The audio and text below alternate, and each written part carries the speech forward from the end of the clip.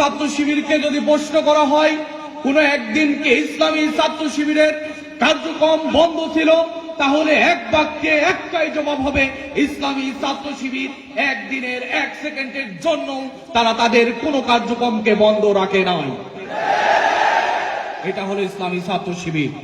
কাজে যারা বলতে চাই ইসলামী ছাত্র শিবির তারা কি এতদিন কোথায় ছিল, বিভিন্ন প্রশ্ন তুলে তাদের জেনে নেওয়া উচিত।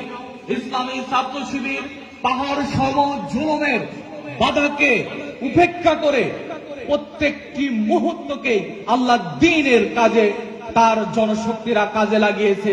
ইসলামী ছাত্র শিবিরকে বাধা, জুলুম, শহীদ, কারাগার কোনো কিছু দিয়েই দমিয়ে রাখা যায়নি, যাবে না ইনশাআল্লাহ। প্রিয় সাথী ভাইয়েরা, আমরা চাই, এজন্য আমরা চাই আমাদের উপশাখা আমরা আমাদের মতো করে সুন্দর করে সাজিয়ে নিতে চাই।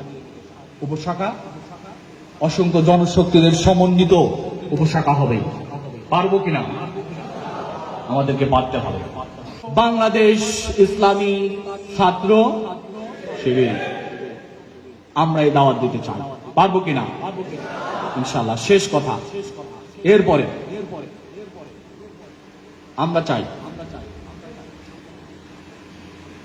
এমন একটি সংগঠনের কাঠামো আমরা চাই, যে কাঠামো প্রত্যন্ত অঞ্চল থেকে ওয়ার্ড ইউনিয়ন, ক্যাম্পাসের ফ্যাকাল্টি, সকল জায়গা থেকে ইসলামী ছাত্র শিবিরের পক্ষে এক জোর স্লোগান মুখরিত করবে, এরকম আমরা উপশাখা চাই।